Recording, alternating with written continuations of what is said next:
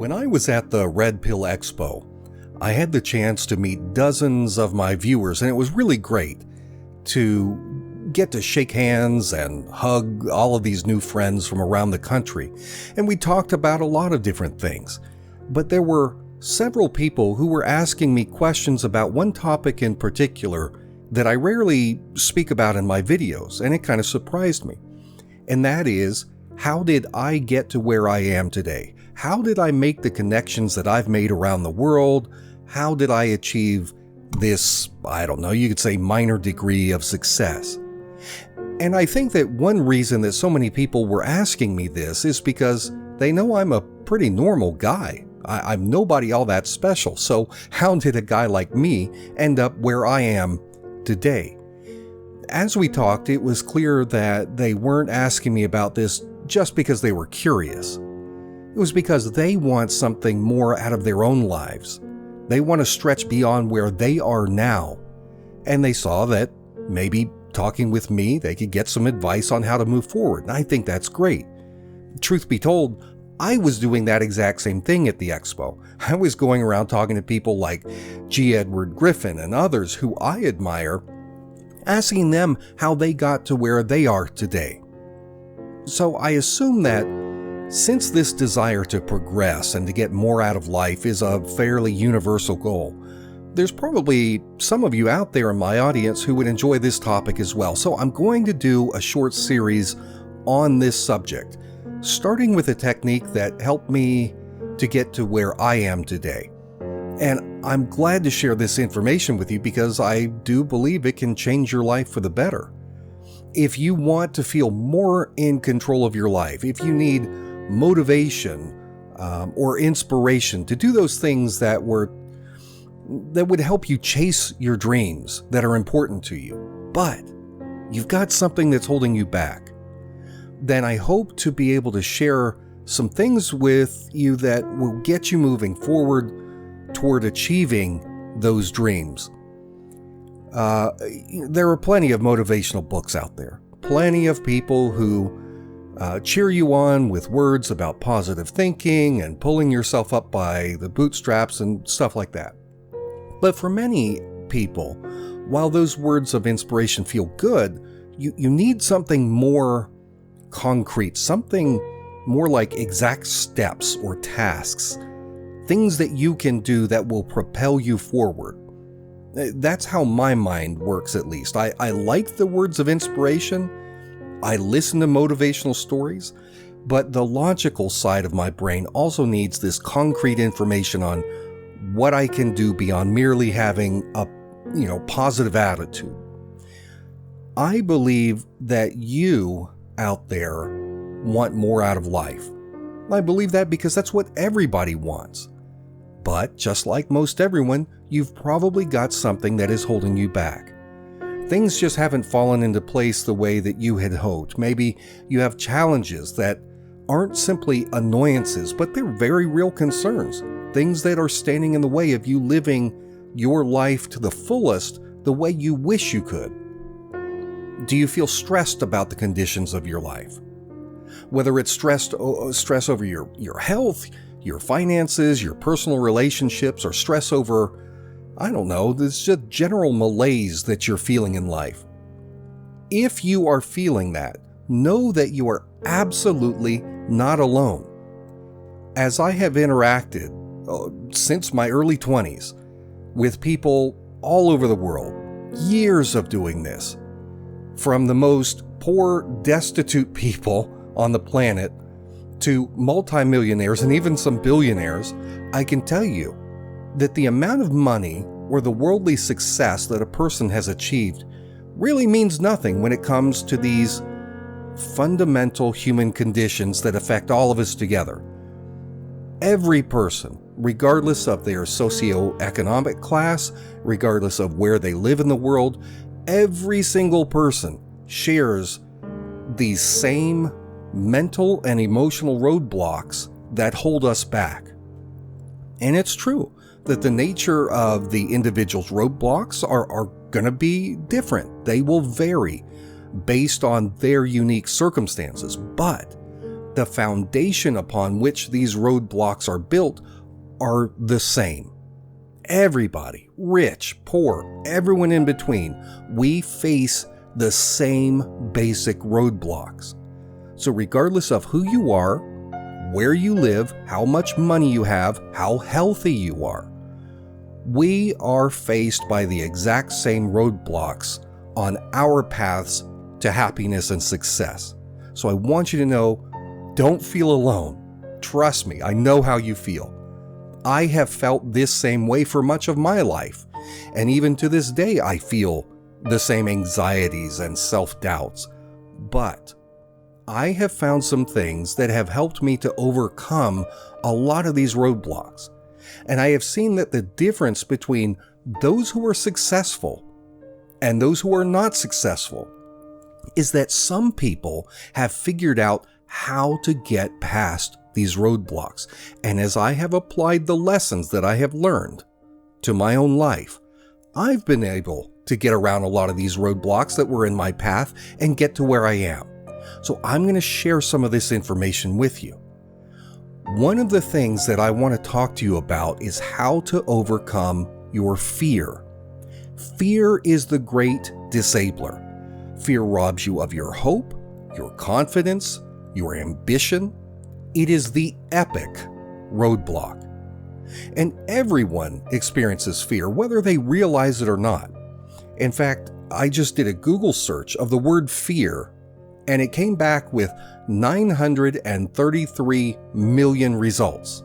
And statistics show that whether you belong to the baby boomer generation or the millennial generation or the Gen Xers, everyone is reporting that they are experiencing a dramatic rise in their levels of fear. Fear places these seemingly impassable roadblocks between you and your dreams. But there are things that you can do on a daily basis, very simple things, that will help you to break down this wall of fear that surrounds you, that limits you. And the first thing that you can do is to train yourself to think differently than you do now. On a subconscious level, each day you are making decisions that are based on fear, that are influenced by your fear. Each day as we make our decisions, fear is playing an unconscious influence on what we choose to think, what we choose to say, what we choose to do. And these are habits that have been formed over a lifetime. Most likely we developed these habits in our childhood as ways of coping with things that were out of our control. They're simply second nature. They're automatic, almost instinctual. You don't even question why you're making choices that you're making. You don't even realize how much of a role that your unconscious fears are playing in your day-to-day decision making. So the repetition of this decision pattern, it has caused you to develop habits that are limiting your progress. To break away from those limitations, what we first have to do is to recognize our own bad habits. And to recognize those habits, we have to analyze our thinking process. So we're going to talk about how to spot those junctures at which our minds are unconsciously making these choices that are based upon our fears. By recognizing those moments when fear is influencing our decisions, we can break the habit of making fear-based, limiting choices. Because fear robs you of your courage. It causes you to stop in your progress. It makes you evaluate, reevaluate, to think and then overthink, to reconsider, to have doubts, and then to start shelving your plans, setting aside your goals, at least for a little while, until ultimately, perhaps without even realizing it, you have completely stopped even trying to pursue your dreams. Fear is the ultimate dream slayer. It's no exaggeration to say that fear is your number one enemy. Fear is the number one thing that's standing in the way of you achieving your dreams. Even if you are a highly successful person in many areas of your life, it's almost certain that fear is right now playing a significant role in other areas of your life. Fear triggers us. It silences us. But the main thing about fear is that it makes us feel like we have no control. And that's the key here. The power of fear is that it all comes down to control. When you have a sense of control over your life, how do you feel? When you feel in control, don't you feel more confidence? You don't worry about unforeseen consequences because you know what to expect. You have that comfort level. And this is why so many people prefer to remain in a rut or a routine rather than pursue their dreams. And that's because the pursuit of dreams will take you to places that you have never been before. And if you're going somewhere you haven't been before, that means you don't know what to expect. You may not have control. Fear of the unknown will begin to wear down your hopes and your dreams. It tells you, for example, that if you start a new business venture, something you've been thinking about for years, if you start it, guess what? You might fail. Why? Because you don't know what's going to happen. You don't have control. So rather than risking losing control of your life, just stay where you are. Where you are now, maybe it's not your ultimate goal, but at least it's safe. Maybe it's not your dream life, but at least it is a life that you have control over. Fear is all about the loss of control. You may fear to leave an abusive relationship, a relationship that you and everybody around you knows is horrible for you. But you don't leave that relationship because you don't know what would replace it. You fear to have a serious talk maybe with a friend or a loved one, something that you know you need to do, but you don't do it. Why? Because their response is out of your control. It may not go the way you want it to. It may backfire. So you avoid having that conversation. Fear isn't always bad, of course. I mean, you could be walking down a dark alley at night and fear kicks in and says, maybe this isn't a good idea. Good. You should be a little afraid. There may very well be someone lurking in that alley that is waiting to rob or assault whatever dummy decides to walk down there without, protection. So fear does have its merits. But the point is, even in that example of walking down a dark alley, the issue is still about uncertainty. It's about potential loss of control. People love feeling like they're in control. There's a connection between your desire for control and what choices you make. Rather than making choices that are based on what is most fulfilling to your soul, you end up making choices based on what you think will make you feel the most safe. Here's the problem. If your notion of what is safe is flawed to begin with, then your concept of safety is probably preventing you from having the very good things that you long for. So it's important to accept that you, not anybody else, you are in charge of your own destiny. It's not your environment that determines your destiny. It's not how your parents raised you. It's not whether or not you live in a rich neighborhood or a poor neighborhood. It's not the government keeping you down. It's not your circumstances.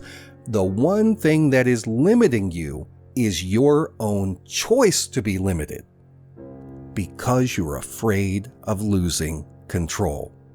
You've taught yourself over a lifetime of making these decisions. You've taught yourself to run away from situations or choices that challenge your ability to remain in control. This is a lifetime of learning that has taught you how to protect yourself from uncertainty. But in the immortal words of Yoda the Jedi Master, you must unlearn what you have learned. Often what we choose to do in response to our fears can have an effect on us that is worse than just being limiting. Sometimes our responses to our fears and anxieties have very detrimental effects. Some people respond to their anxieties by overeating. Some people respond to fears of financial loss by going out and spending money unwisely so they can prove to themselves that they do have some kind of financial control. Some people have conditioned themselves to respond to challenges by becoming self-pitying. Woe is me, when they're faced with uncertainty or some kind of fear, because probably at some point in their lives, being self-pitying resulted in someone coming to their rescue, to stroking them and telling them that they're safe and secure. And so this became a habit that today is very disempowering. But these are all fake forms of control. These are not really real instances of control at all. But the mind has come to accept that these self-destructive habits are forms of control, that they are keeping us safe. And that is the problem. Every single day, no matter how safe you think you are, you will continue to be faced with choices that challenge your ability to retain ultimate control over your life. So unless you can rewire your brain and start to think in a newer, healthier way about the issues of control and fear, you will remain forever in the rut that you're in now. You will be talking at the age of 30 about how you want to do this or do that and never get around to it. And when you're 60, you'll still be talking about how one of these days you're going to get around to doing that. And before you know it, you'll be 80 years old. You never did what it was that you thought you wanted to do with your life, and you will look back with regret. So I want to teach you how to rewire your brain. I want to help you to recognize when you are making choices that are out of this habit that has been formed from a lifetime of you trying to maintain control. And I want to help you to not only recognize when you're making those habitual choices, but teach you how to stage your own intervention, how to make different choices in those moments. And as you do this over and over, each day over a period of time, what you will be doing is forming a new way of thinking. You will form new habits of thinking that are not motivated from a place of fear, but from a place of confidence and a place of courage and a place of zest for the glorious world of uncertainty. Because the world of uncertainty is where your dreams are waiting for you. That's the first great lesson. Uncertainty and the unknown, these are not your enemies. They are your allies. But your brain has been conditioned to believe just the opposite. So we need a technique to change your thinking, to create new habits. There are 3 steps to this first technique. Step 1, identify what you're afraid of. Step 2, recognize your own fear signals and exactly how you are responding to those fear signals on a daily basis. Third, step 3, replace your current responses that are based on fear with responses that are based on courage and excitement. Now, that sounds simplistic, right? And it is. But to properly implement these steps, you will need to more fully understand them. You need to understand the principles upon which they are based. And that is what I'm going to be sharing in this brief video series. So are you ready to take up your sword and slay this monster that's standing in the way of you achieving your dreams? If so, I want you to do 2 things. First of all, I want you to subscribe to my free newsletter. Go to blackstoneintel.com/newsletter. Sign up for it. Not only will you get my regular Blackstone newsletter, but you'll also receive some tips and ideas related to achieving your own goals. Now, the second thing I want you to do is to write down in the comments section on this video what your fears are. What makes you feel nervous? What makes you feel anxious? What is robbing you of your serenity or your peace of mind? Are you worried that you aren't going to be able to pay your bills? Are you worried about starting a new business venture because you might fail? Maybe you want to start your own YouTube channel, but you're afraid to. Are you worried that your marriage is going to fall apart, that your spouse is going to leave you? Are you worried that your children are going down bad paths and there's nothing you can do about it? Or conversely, are you worried that you're going to turn out like your overbearing parents who never let you make any decisions of your own? Are you worried that you have no control over your life? Are you worried that there's so much evil in the world and nothing can be done about it? Are you worried about whether there's life after death? Are you worried that you'll never be happy, that you'll never have anything more than a life of mediocrity, that this is as good as it will ever get? What are your fears? Think about it. Share them with me. This is part of step 1 in our technique, because until you can acknowledge that you do have fears that are limiting you, that are impacting you, you will never be able to move forward and overcome them. So share your thoughts in the comments section, and stay tuned for the next video in this series. I'm Jake Morphonios. Thank you for watching.